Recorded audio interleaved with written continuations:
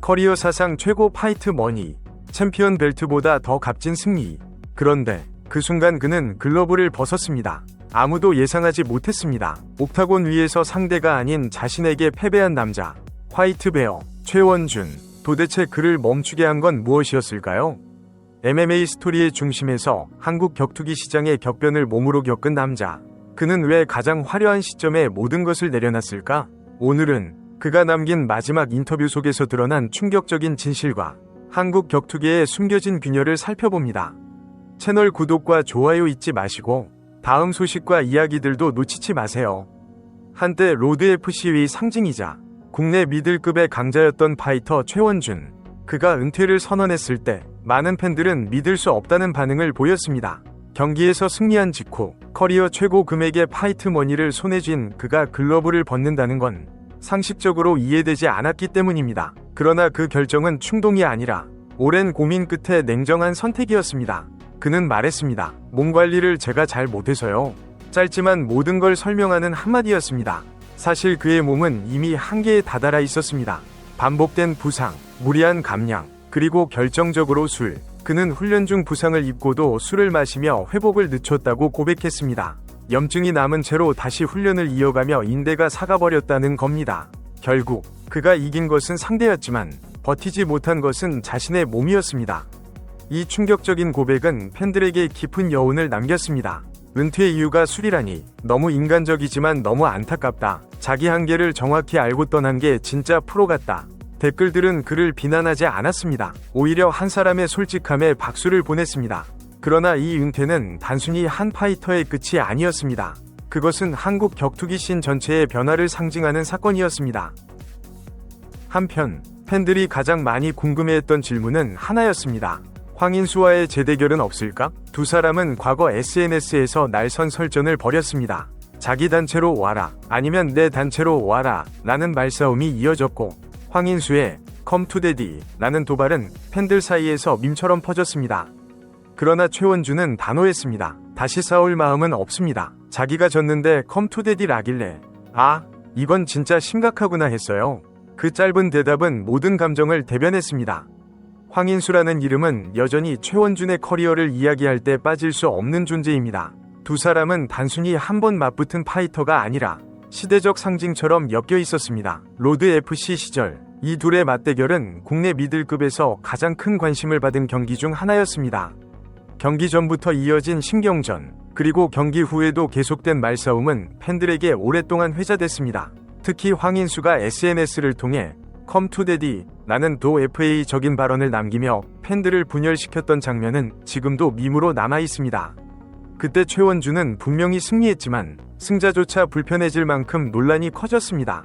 그는 진 건 자기인데 왜 그런 말을 하냐며 고개를 저었습니다. 하지만 동시에 그 발언이 황인수의 캐릭터를 완성시켰다는 사실도 인정했습니다. 황인수는 자기 PR을 잘해요. 욕을 먹더라도 화제를 만드는 사람입니다. 그러나 세월이 흐르며 두 사람의 온도는 달라졌습니다. 최원준이 은퇴를 선언한 뒤 황인수는 여전히 격투 무대에서 존재감을 보이고 있지만 블랙컴뱃 무대보다는 로드FC와 정찬성이 주도하는 ZFN 쪽 활동으로 재편된 상태입니다. 그는 ZFN 무대에서 후배 파이터들과 교류하며 자신만의 경험을 공유하는 한편 여전히 이벤트성 매치에서는 확실한 흥행 카드를 맡고 있습니다. 그럼에도 그의 악역 이미지는 점점 무게를 잃어가고 있고 팬들 사이에서는 황인수의 시대는 끝났다는 냉소적인 반응이 나오기도 합니다. 반면 일부는 그래도 그가 있었기에 지금의 로드FC나 한국 격투기 무대가 존재한다는 평가를 내립니다. 최원준은 이에 대해 한마디로 정리했습니다. 결국 격투기는 말이 아니라 결과로 증명하는 거예요.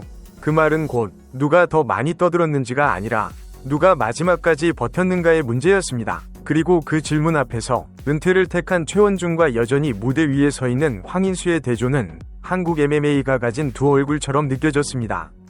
로드FC와 블랙컴뱃 두 단체의 차이는 단순한 이름이 아니었습니다. 최원준은 두 단체를 모두 경험한 몇 안 되는 파이터로서 그 차이를 직접 증언했습니다. 로드FC 시절 선수들은 오전부터 경기장에 불려가 밤까지 대기했습니다. 개최가 끝난 후에도 제대로 된 식사 지원이 없었습니다. 하지만 블랙컴뱃은 달랐습니다. 선수들의 컨디션을 철저히 관리했고 저녁 경기 선수는 오후까지 충분히 쉬게 했습니다. 개최 후 식사, 영양 케어, 이동 스케줄까지 선수 대우 자체가 비교가 안 됐다. 그가 단언한 이유였습니다. 그리고 파이트 머니, 로드 FC에서 받던 금액의 10배. 그가 블랙컴뱃에서 받은 금액은 국내 격투기 역사에서도 손꼽히는 수준이었습니다. 그는 웃으며 말했습니다. 이 정도만 받았으면 좋겠다 했는데 진짜 그렇게 됐죠. 그러나 이 새로운 문제를 낳았습니다. 블랙컴뱃의 등장으로 MMA 시장의 임금 구조가 급격히 변했고 일부 신인 선수들이 실력보다 돈을 먼저 생각하기 시작했다는 지적이 나왔습니다. 최원준은 단호했습니다. 옛날엔 30만원, 50만원 받고 싸웠어요. 지금은 너무 쉽게 큰 돈을 받으니까 마인드가 달라졌죠. 그는 파이트 머니를 깎으라는 게 아니라 선수들의 정신적 훈련이 필요하다고 강조했습니다.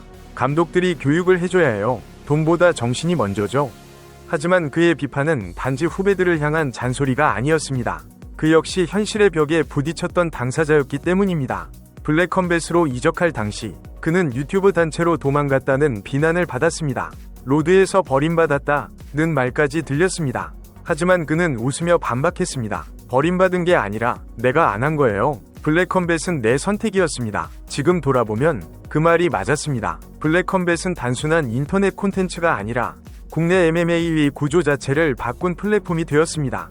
선수 대우, 방송 노출, 파이트 머니 모두 새 기준을 만들었습니다. 그렇다면 왜 그렇게 안정된 자리를 떠나야 했을까?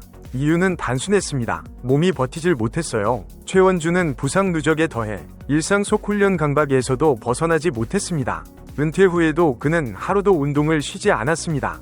약해진 모습 보이고 싶지 않아서요. 그의 말에는 여전히 파이터의 본능이 남아있었습니다. 하지만 그는 그 본능을 지도자로 전환하기 시작했습니다. 중량급 모임을 단순한 친목회가 아닌 공식 팀으로 만들겠다는 계획을 세운 것입니다. 남은 선수들을 규합하고 새로운 인재를 발굴하는 일. 그는 그것을 자신의 세컨드 커리어로 선택했습니다. 은퇴 이후 그는 후회가 없다고 말합니다. 이기고 나서 은퇴해서 그런지 미련이 없어요. 승리의 도파민이 남은 상태로 떠난 그는 결과적으로 완벽한 타이밍에 글러브를 내려놓았습니다. 그러나 그가 남긴 말들은 여전히 MMA 팬들에게 회자됩니다. 은퇴해도 운동은 계속한다. 파이터로서의 삶은 끝났지만 정신은 남아있다. 그는 로드 FC 시절 맞붙었던 미첼 페레이라의 펀치를 아직도 잊지 못합니다. 정신은 있었는데 몸이 안 움직였어요. 그대로 쓰러졌죠. 그 펀치를 가장 강력했던 한 방으로 꼽은 그는 페레이라와 니시카와 시게미츠만큼은 다시 싸워보고 싶다고 했습니다. 그러나 그 꿈은 이제 불가능합니다. 은퇴했기 때문입니다. 하지만 아이러니하게도 그 미련 없는 은퇴가 그를 더욱 전설로 만들었습니다. 이제 그는 다시 파이터들을 모으고 있습니다. 과거 MMA 스토리의 명맥을 잇기 위해 박현성은 부상으로 잠시 쉬고 있지만 여전히 팀 소속입니다. 반면 김민우, 모아이는 독립해 자신의 체육관을 운영하고 있습니다. 그들의 분열은 싸움이 아닌 현실적인 이유 때문이었습니다. 서로 다른 시간표, 각자의 제자들, 생계. 최원준은 말합니다. 사이는 나쁘지 않아요. 그냥 현실이에요. 결국 그의 은퇴는 끝이 아니라 또 다른 시작이었습니다. 파이터로서의 시대는 끝났지만 그가 남긴 폭로는 한국 격투계의 민낯을 보여주었습니다.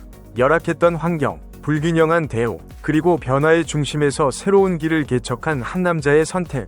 최원준의 이름은 더 이상 옥타곤 위에 없지만 그의 이야기는 여전히 한국 격투기의 한 챕터로 남아있습니다.